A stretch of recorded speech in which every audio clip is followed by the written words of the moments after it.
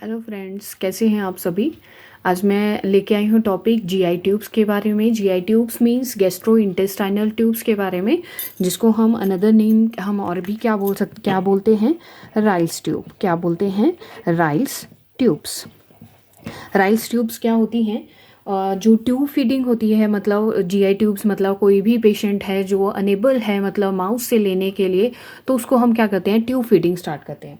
Tube feeding क्या होती है? लिक्विड एडमिनिस्टर करेंगे through the tube into the GIT tract. क्या करेंगे? कोई भी लिक्विड फॉर्म क्या करेंगे हम जीआईटी ट्रैक के अंदर एडमिनिस्टर करेंगे थ्रू द ट्यूब। उसको हम क्या बोलते हैं? Tube feeding. क्या करेंगे? Fluid administer fluid administer through the tube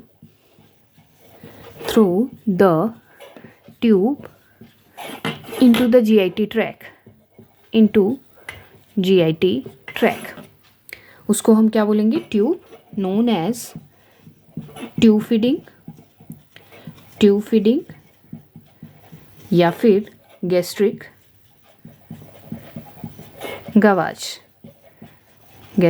Gawas.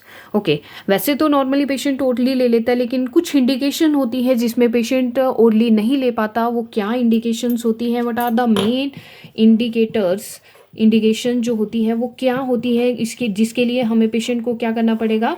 Through the mouth नहीं देते हैं हम, ओरली देंगे। तो क्या इंडिकेशन होगी? फर्स्टली जो unable to take orally, first वाला क्या होगा? Unable to take orally. कौन सा पेशेंट होगा जो ओरली नहीं ले सकता है? तो दैट इज अनकॉन्शियस पेशेंट। क्या होगा? नहीं लेगा ओरली, अनकॉन्शियस पेशेंट। सेकंड आप खुद ही लगा लो। जैसे साइकेट्रिक पेशेंट होते हैं, वो रिफ्यूज़ कर देते हैं वो ओरली लेने के लिए, तो उनको भी हम क्या करेंगे? जी ट्यूब फीडिंग प्रोवाइड करेंगे। या फिर पेशेंट को क्या हुई होगी? पैरालिसिस हुई होगी। पैरालिसिस की वजह से हमारी मसल्स वर्क नहीं करेगी, तो पैरालिसिस ऑफ इसोफेगस या फिर फेरिंक्स, तो उसकी वजह से भी पेशेंट ओरली नहीं ले सकता है, तो उसको भी हम क्या करेंगे? राइल्स ट्यूब डालेंगे। नेक्स्ट, हमारा सर्जरी हुई होगी पेशेंट की, surgery of GIT tract. Upper GIT tract में सर्जरी हुई है, तो हम उसको हार्ड फूड नहीं देंगे, तो उसके लिए भी लिक्विड एडमिनिस्टर करेंगे थ्रू द राइल्स ट्यूब। या फिर हम बोल सकते हैं सीवियर बर्न हुआ है पेशेंट को, उस पेशेंट को भी हम देंगे। जैसे चेस्ट में हुआ है या फिर अपर पार्ट में हुआ है या फिर फेस में हुआ है, तो उस पेशेंट को भी, वो पेशेंट भी ओरली नहीं ले सकता है। उसके बाद कौन सा आता है हमारा? To irrigate the stomach. Irrigate the stomach. अगर पेशेंट का स्टमक इरिगेट करना है, तो उसके लिए भी हम करेंगे। तो दीज आर द इंडिकेटर। इसकी वजह से हम पेशेंट को क्या करेंगे? राइल्स ट्यूब डालेंगे।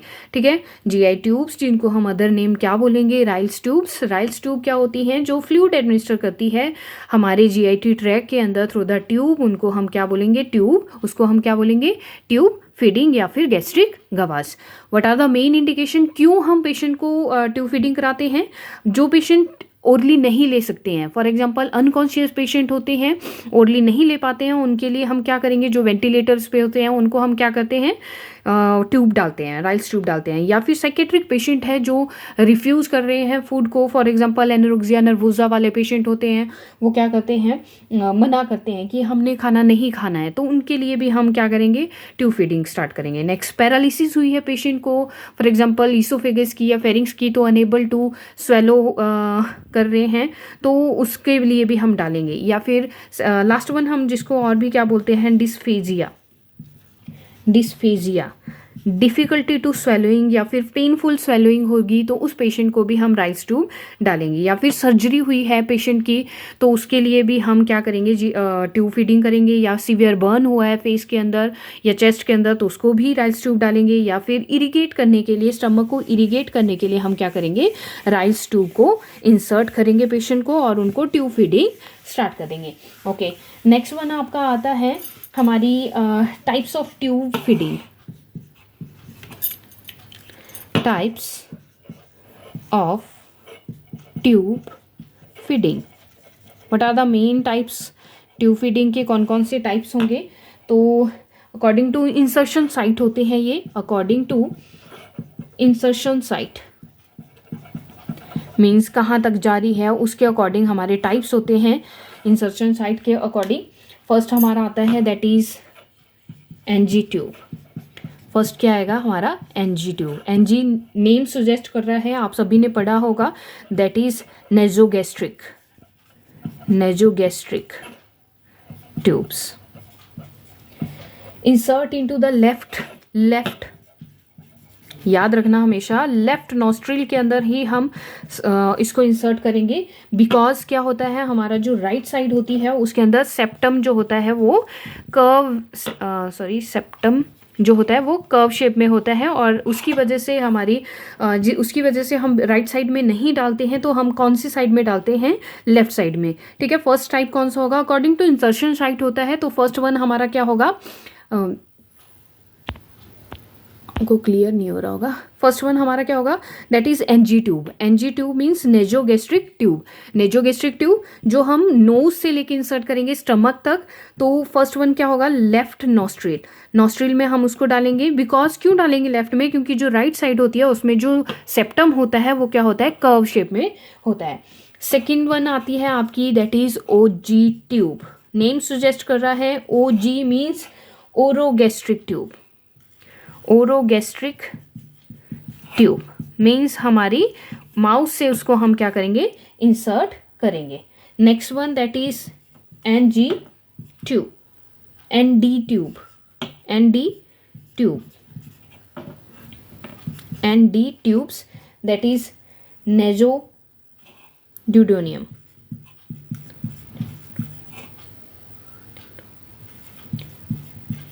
ठीक है, नो से हम डालेंगे, कहाँ तक डालेंगे? दैट इज ड्यूडेनियम तक। तो उस ट्यूब को हम क्या नेम देंगे? ND tube. नेक्स्ट वन आता है that is OD, oroduodenum, oroduodenum. Next one आपका आता है एनजे ट्यूब, एनजे ट्यूब, यहाँ नहीं दिख रहा होगा, एनजे ट्यूब, तो नेजोड्यूडेनियम। नेक्स्ट आपका आता है ओजे दैट इज ओरोड्यूडेनियम। ठीक है, दीज आर द टाइप्स। कौन कौन से टाइप्स होंगे हमारे? Types of tube according to insertion site होते हैं। फर्स्ट वन हमारा आता है that is NG tube. NG tube means nasogastric tube, nose से डलेगी कहाँ पे? हमारी स्टमक तक। सेकेंड वन हमारी आती है ओजी ट्यूब। ओजी tube means orogastric tube, oral से डलेगी हमारी कहाँ तक? हमारी गैस्ट्रिक तक। नेक्स्ट आता है हमारा ND tube. ND tube means nasoduodenum tube. OD tube oroduodenum tube. NJ tube NG tube nasoduodenum. OJ tube ओरोड्यूडेनियम। ठीक है, नो से हम डालेंगे, लेकिन कौन से नोज में हम डालेंगे? लेफ्ट नॉस्ट्रिल के अंदर डालेंगे, राइट साइड में नहीं डालेंगे। क्यों नहीं डालेंगे? क्योंकि वहाँ पे सेप्टम कर्व शेप के अंदर प्रेजेंट होता है और वो वहाँ पे इंजरी हो सकती है। ओके, नेक्स्ट वन हमारा आता है that is types of tubes के अंदर राइल्स ट्यूब का जो साइज होते हैं वो क्या होता है? राइल्स ट्यूब, और या फिर हम बोलेंगे size of tubes, NG tube जिसको हम बोलते हैं। ठीक है, इसके अंदर भी हम सेम वैसे ही कल की तरह लेंगे, that is ET tube into 2, ये इसका फॉर्मूला होगा, that is endotracheal tube into 2। Endotracheal tube कितनी होगी हमारी? क्या कल भी बताया था मैंने, that is 8 into 2 is equal to 16 French. कितनी हम लेंगे, कितना साइज लेंगे? 16 फ्रेंच का लेंगे। ठीक है, डिफरेंट साइज होते हैं मतलब हमारे।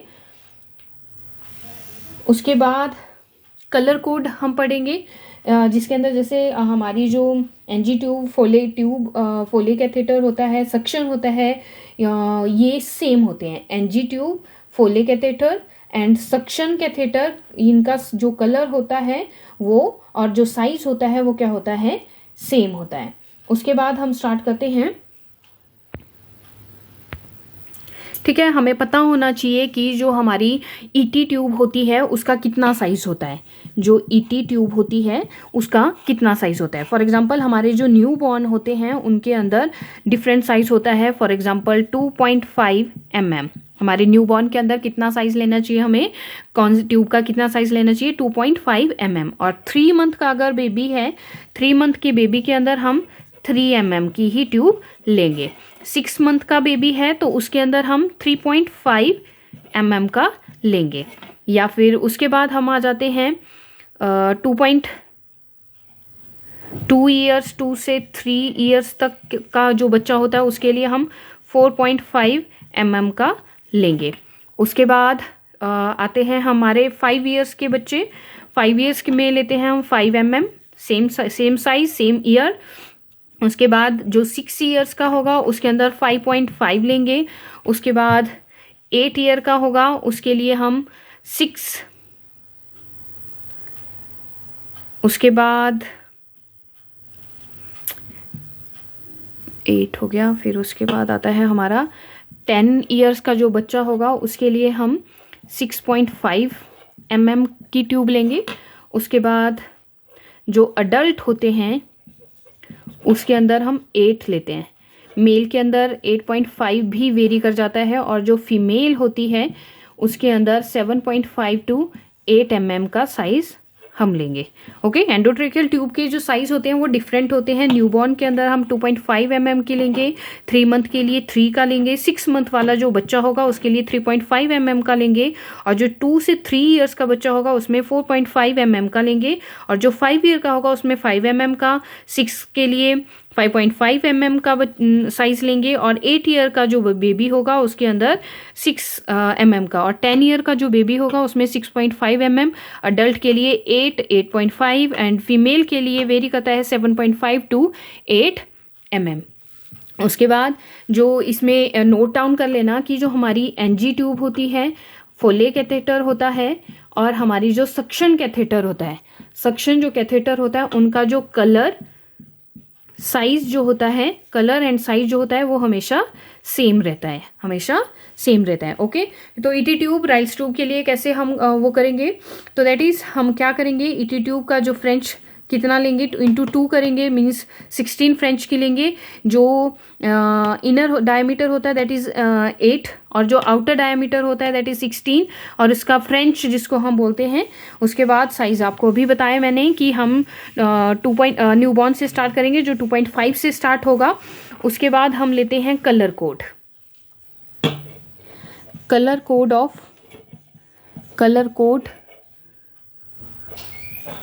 Of tubes, colour code of tubes.